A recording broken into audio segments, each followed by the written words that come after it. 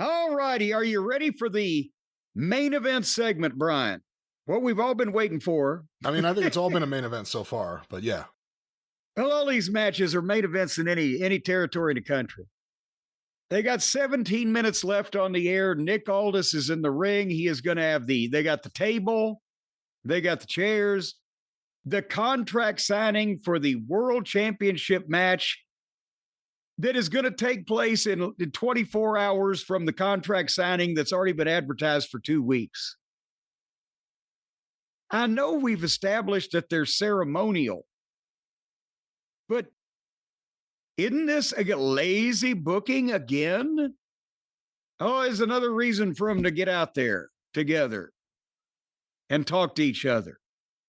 We've seen more contract signings from both companies in the last 3 years, 4 years than I ever did growing up watching wrestling. It wasn't like a thing all the time. We've seen more than I ever did in 25 years in wrestling. It either on camera or off. But anyway, we're going to sign the contract for tomorrow's main event on Saturday night's main event. And he introduced Cody. And Cody made his entrance. And 3 minutes later, Cody said, "Happy Halloween" to Salt Lake City. And then Aldis introduced Drew. And Drew made his entrance. He made it in under a minute and a half. He wasn't dicking around. And then this went back and forth, but the whole problem was that Drew didn't want to sign it because the contract was lopsided. Aldis kept trying to talk him into it, but no, Drew's point was, if Cody gets disqualified or counted out, he retains the title. If I get disqualified or counted out, Cody retains the title. There's almost no way for me to win. Like it has been for every goddamn match since the dawn. But nevertheless. But he put it well. I mean, that's the thing. He did put it well. When you actually lay it out, you're like, yeah, he's right. He really is at a disadvantage. He did lay it out where he was, and that's the brilliance of Drew McIntyre, is that he does have legitimate complaints, but he's such a fucking whiny baby about it in his own way. That's what gets the heat.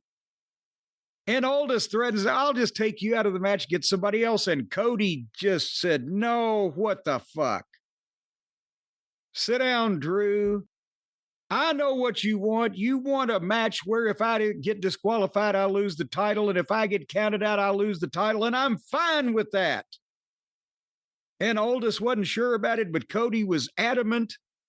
And that's when Drew signed, and he cut the promo on Cody. He's the real American dream. And Cody cut a promo on Drew saying that, "I walked out to find my own way, but you got fired. And nice guys used to finish last till I showed up," which was good.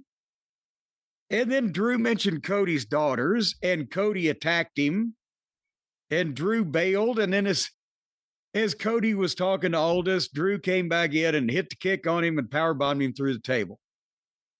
The kick used to it have been enough, but they can't not break a table. And that was the show. And the top guys get 15 minutes to say 3 or 4 or 5 minutes worth of stuff, and they break a table. And there's some long matches, and yeah. Is Triple H a creative genius because he gets away with doing less than you should be able to, and they're still doing good business? Or is I don't even know if that's the best way to put it. Is he the lead booker, or is he just the head of the creative group who makes the choices? But you don't need to have guys taking a million bumps or doing all kinds of dangerous shit to make this show or any of these shows move faster or be more exciting. And they've got a large roster. And if they would expose another 10 guys over a course of a month or two, then they could, instead of Ilya and Frazier for 20 minutes, they could have 4 guys for 10 minutes each. They could open up the show instead of the travelogue and the drone shots and the constant glorification of look where we are. Establish where they are, and then we don't care where you are. Have the announcer stand up at the start of the program with a big fight, and we're here. It's Ali and Frazier in the garden. Start out with a fucking hot match. Even if it's only for 8 minutes, get some action going. Then have your long interview segment. But Jesus Christ, you don't have to play the disco single of everybody's entrance music and it take 5 fucking minutes. Just keep it moving and have more of a sense of just action, excitement, and urgency instead of commercials, infomercial, and travelogue. And look at all our fancy shots. Love the way the show is shot, but don't rely on it as the calling card. That would be my thoughts. I don't know. Am I crazy? No, I saw someone post something, and I don't remember the exact quote. It was someone in the Cult of Cornette group. It was something like, right now, they're not giving you like hot feuds. They're giving you vibes. You're going there to kind of just be part of the vibe, and you know which parts you could sing along to. Because at this point, it's not just like it's about a song. It's about there are various things throughout the night that you can participate in.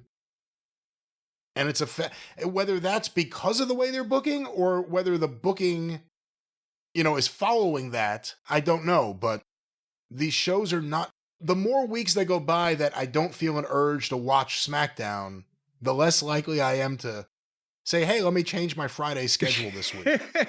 and watch SmackDown. Yeah. And just again, it's about action. There's a lot of Memphis wrestling episodes I loved. I couldn't even tell you, they were just squash matches. It wasn't like there was a big match. The action wasn't always there. It may have ended up in the ring, but it would start over by the announcers who had credibility. And they would usually start with the baby faces having a conversation, and then shit would happen. Or the heel would come out, and whatever it is, and then one thing would lead to another all in one episode. Now, Memphis was only 90 minutes. This is a 2-hour show, although with commercials. And the rest of it around the territory was an hour. But the 90 minutes was still exciting, but the hour was even more, fast moving because you had less time. And it even in any territory, you had a limited amount of time. You wanted to get the most out of it. And the squash matches for 3 or 4 minutes, the stars doing all the cool shit that they did to some fucking crash test dummy was entertaining, but you couldn't do it for 10, 12 fucking minutes.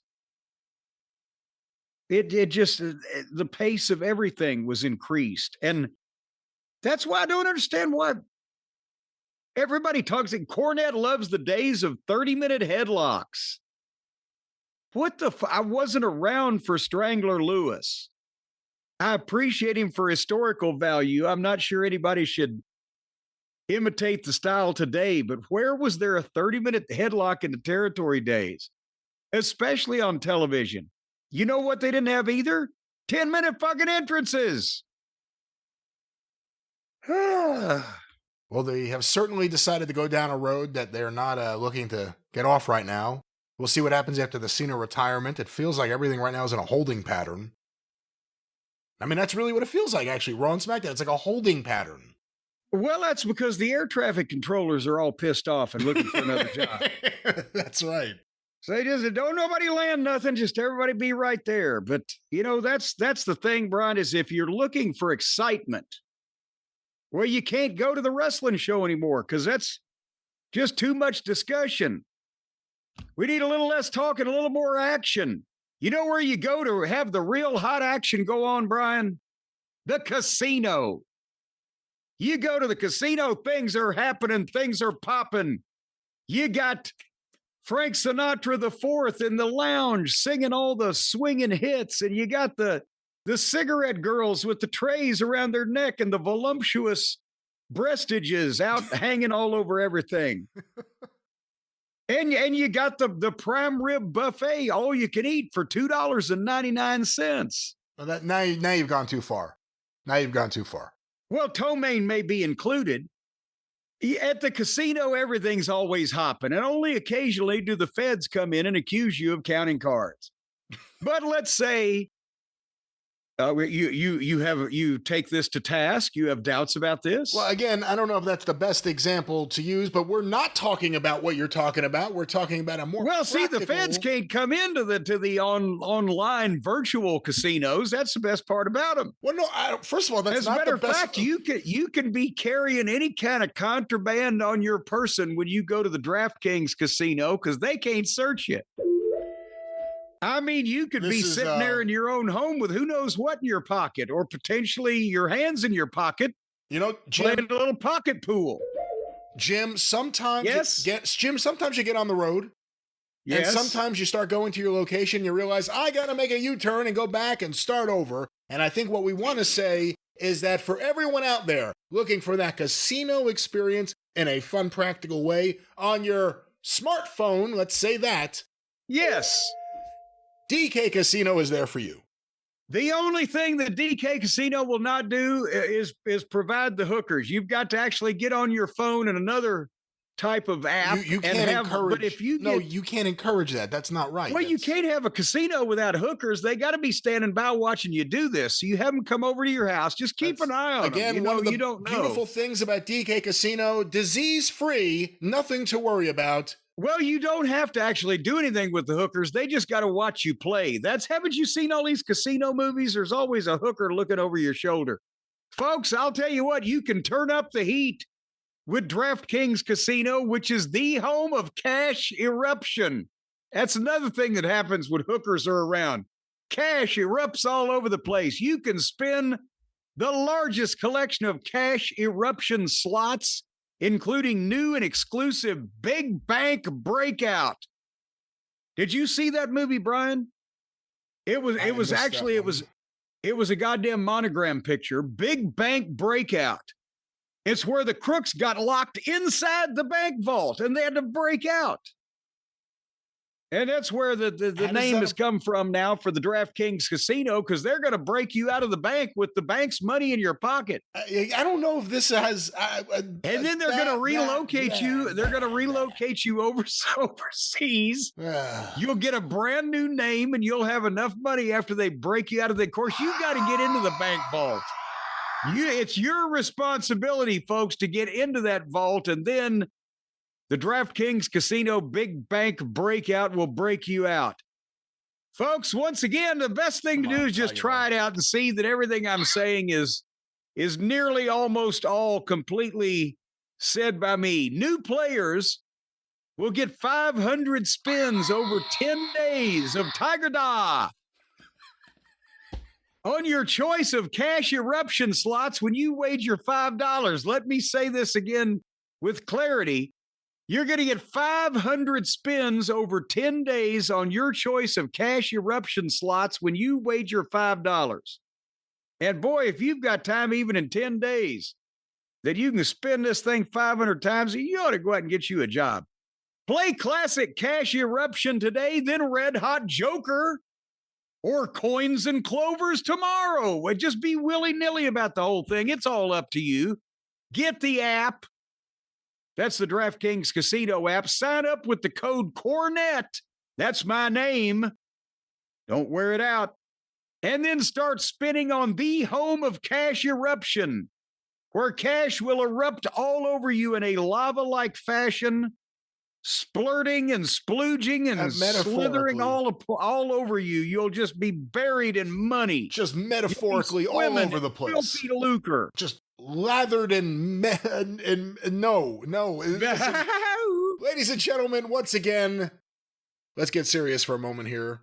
Yes, in partnership with DraftKings Casino, we're going to get serious. Go ahead, get serious.